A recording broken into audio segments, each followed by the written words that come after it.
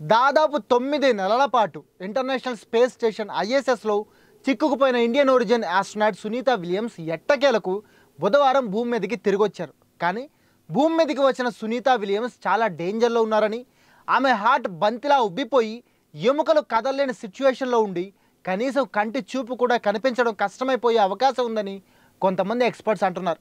దానికి తోడు 59 ఏళ్ళు కావడంతో సునీత ఈ సిచ్యువేషన్ తట్టుకొని మళ్ళీ నార్మల్ కావడం కూడా కష్టమే అంటున్నారు. అయితే అసలు భూమి మీదకి వస్తారో రారో అని బాధపడిన మనందరూ ఎలాగోలా ఆమె తిరిగొచ్చారులే అని హ్యాపీగా ఫీల్ అయ్యే లోపు ఇప్పుడు ఇలా ఆమె డేంజరస్ సిచ్యువేషన్లో ఉన్నారని, ఆమె బతకడం చాలా కష్టంతో కూడుకున్న పనని చెబుతుండడంతో ఇప్పుడు మళ్ళీ టెన్షన్ మొదలైంది. అయితే అసలు సునీత ఎందుకు ఇలా అయ్యారు, అసలు ఆమెకి స్పేస్లో ఏమైంది?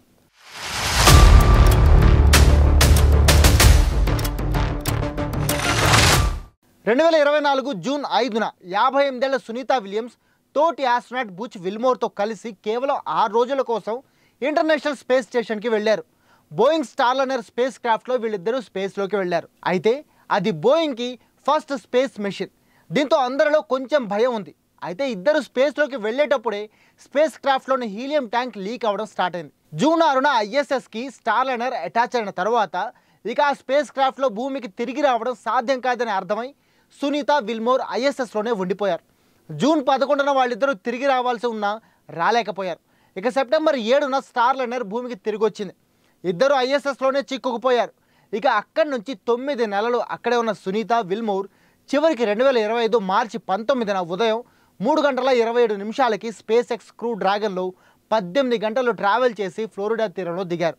అయితే ఇప్పుడు పెద్ద టెన్షన్ ఆమె హెల్త్ కండిషన్. చాలా కాలం అంతరిక్షంలో ఉన్న తర్వాత భూమికి తిరిగి వచ్చినప్పుడు సాధారణంగానే భూమి మీద వాతావరణానికి మళ్ళీ అలవాటు పడడానికి కొన్ని నెలల టైం పడుతుంది.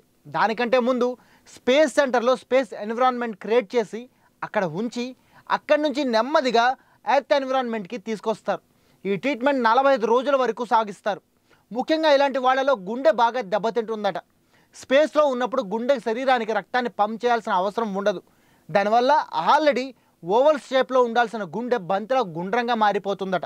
అయితే ఒక్కసారిగా భూమి మీదకి వచ్చినప్పుడు సడన్గా ఎర్త్ గ్రావిటీ వల్ల మళ్ళీ రక్తాన్ని శరీరానికి పంప్ చేయాల్సి వస్తుంది గుండెకి. దీనివల్ల ఈ సడన్ చేంజ్తో గుండె టెన్షన్ పడి ఒక్కోసారి తక్కువగా ఒక్కోసారి చాలా ఎక్కువగా ప్రెషర్తో రక్తాన్ని పంప్ చేస్తుందట. అలా చేయడం వల్ల కళ్ళు తిరగడం, తల తిరగడంతో పాటు బ్లడ్ వెసల్స్ పగిలిపోయే పరిస్థితి కూడా వస్తుందట.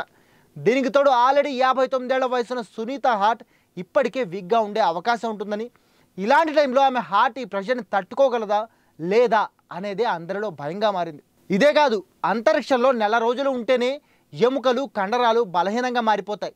ఎందుకంటే సాధారణంగా ఎముకలు కండరాలు అనేవి మనల్ని నిలబెట్టడానికి, శరీరాన్ని స్టడీగా ఉంచడానికి అవసరం.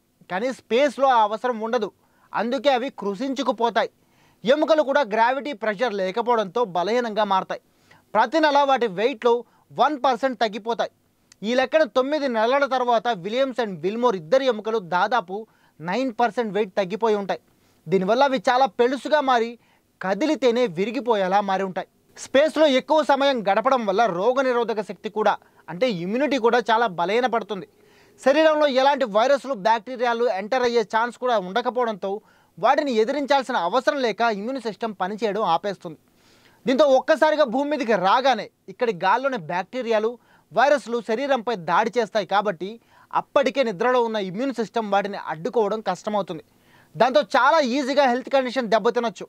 చిన్న జలుబు కూడా ప్రాణాలు తీసే ఛాన్స్ ఉంటుంది. ఆల్రెడీ ఏజ్ ఎక్కువ ఉంటుంది కాబట్టి సునీత బుచ్ విల్మోర్ ఈ సిచ్యువేషన్ని ఎలా తట్టుకుంటారనేది ఆందోళనగా మారింది. ఇవే కాకుండా కంటి చూపు తగ్గిపోవడం, మాట్లాడడానికి కండరాలు సహకరించకపోవడం, నడవలేకపోవడం, ఆహారాన్ని జీర్ణం చేసుకోలేకపోవడంలో ఇబ్బంది, ఇలా రకరకాల ప్రాబ్లమ్స్ని సునీత విల్మోర్ ఫేస్ చేయబోతున్నారు. మరి ఈ ప్రాబ్లమ్స్ వల్లే వీళ్ళ ప్రాణాలకే డేంజర్ అంటున్నారు కొంతమంది శాస్త్రవేత్తలు. అయితే వాళ్ళు త్వరగా కోలుకోవాలని అమెరికన్స్తో పాటు భారతీయులు మొత్తం ప్రపంచం కోరుకుంటోంది.